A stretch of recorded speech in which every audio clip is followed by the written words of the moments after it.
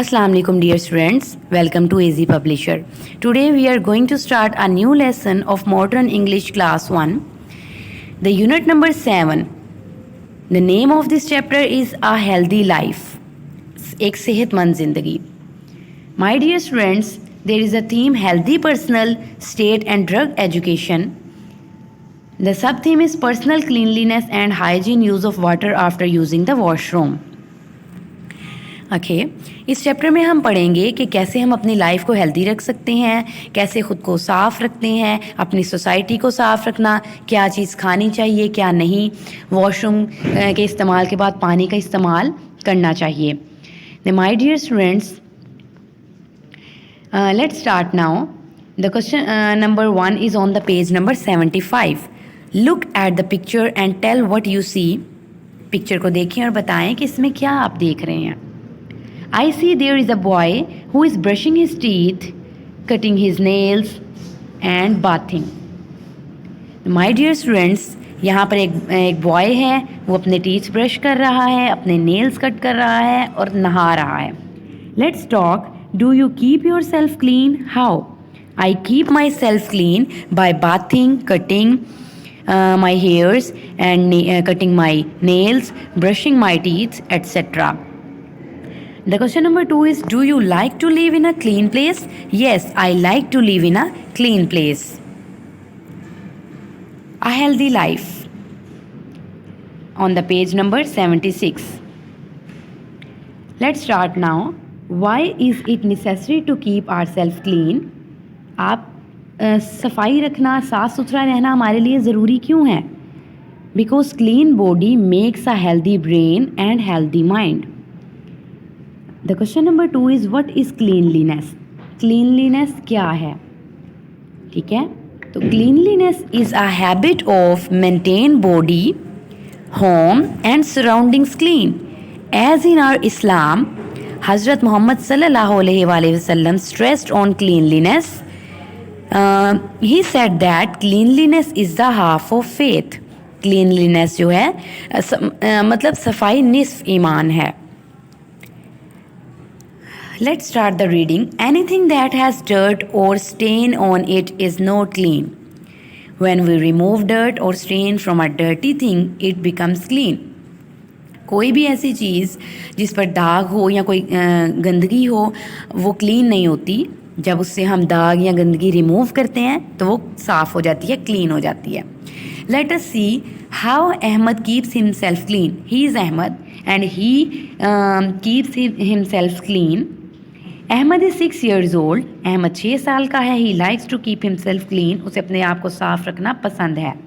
He wakes up in the morning. वो सुबह सवेरे जागता है फॉर स्कूल, स्कूल के लिए. एट फजर टाइम, फजर टाइम उठता है. ही ब्रशेज हिज टीथ फर्स्ट. वो सबसे पहले अपने टीथ ब्रश करता है, अपने दांतों को ब्रश करता है. There is a fun fact, any cleaning thing is also called tidy. कोई भी क्लीन चीज़ हो, साफ़ चीज़ हो, उसे टाइडी भी कहते हैं. Like you wear a clean shirt, you wear a tidy shirt. Clean his teeth and mouth. He does not like bad smell of his mouth. उसे अपने माउथ की बैड स्मेल पसंद नहीं है. Then he takes a bath. He does not like bad smell from his body. उसे अपनी body से वो नहाता है क्योंकि उसे अपनी बॉडी की से आने वाली स्मेल अच्छी नहीं लगती. After a bath he wears nice and clean clothes. नहाने के बाद वो अच्छे और साफ़ सुथरे कपड़े पहनता है. While reading there is a question, what is dirt? Dirt क्या है? Dirt is unclean matter. It also called the untidiness. He does not like dirty clothes. वो गंदे कपड़े, गंदगी वाले कपड़े पहनना पसंद नहीं करता. He always wash his hands before having meal and after using the washroom. वो हमेशा हाथ धोता है, खाना खाने से पहले भी, बाद में भी और वॉशरूम के बाद भी. He helps in cleaning the house. He is very tidy kid. वो बहुत साफ़ सुथरा बच्चा है. The post reading questions are, what is personal hygiene? Personal hygiene क्या होता है? अपने आप को पर्सनली साफ़ सुथरा कैसे रख सकते हैं? तो पर्सनल हाइजीन है cleaning body every day, washing hands with soap after toilet, brushing after using the toilet, brushing teeth twice a day. The question number 2 is when do we wash our hands? हम अपने hands को कब wash हमें करना चाहिए? We wash our hands before and after meal and after using washroom. My dear students, oral communication learning to speak है. The question number 1 is on the page number 77. Write the expressed emotions in the given faces. I am dash. आप ये faces हैं आपके पास, आप देखिए इन faces पे क्या है. आपको ऑप्शन दी गई हैं silent, sad, happy and laughing. सब में यही ऑप्शंस हैं. अब आप इस फेस को देखते हुए बताइए कि यहाँ पर क्या है. I am dash. आप इस फेस को देखिए क्या है. I am silent. वो साइलेंट है. I am dash, silent, sad, happy and laughing. I am sad. I am dash. यहाँ पर फेस देखिए sad, happy, laughing. I am happy. यहाँ पर इसका हैप्पी फेस है. I am dash. अब यहाँ पर फेस देखिए, यहाँ पर लाफिंग, वो हंस रहा है, तो I am laughing. Reading and critical thinking questions. There are some question answers. Part A is when we brush our teeth. The answer is we brush our teeth early in the morning. हमें अपने teeth को brush करना चाहिए हर morning time पर. Part B is how can we avoid bad smell from the body? We can avoid the bad smell from the body by taking bath daily. हमें daily नहाना चाहिए.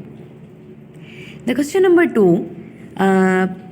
Read the given 3-letter words. Try to pronounce correctly.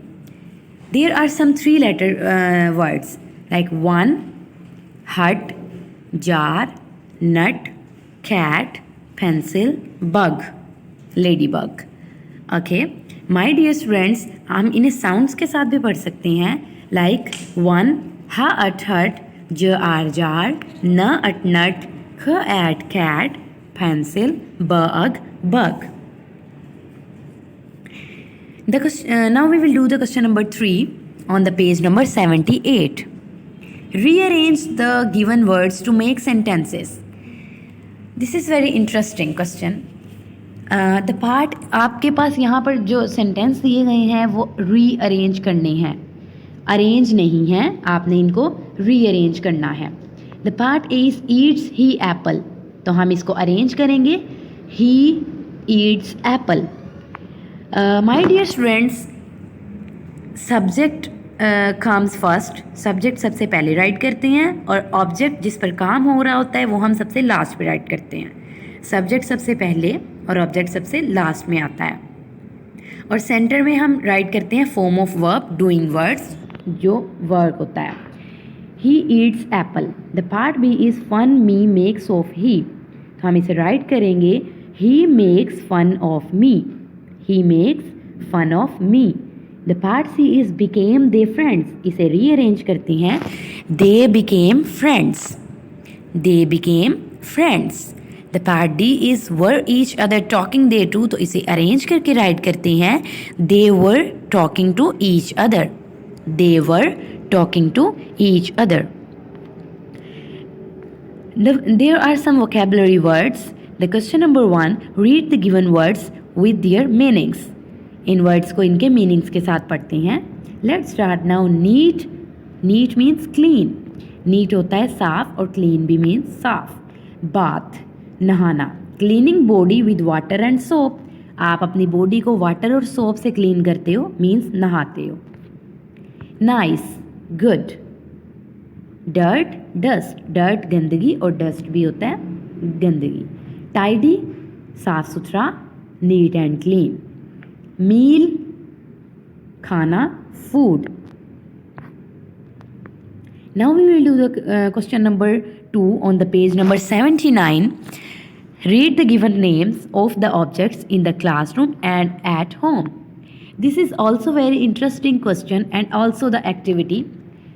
There are some classroom objects and there are some objects you use at home.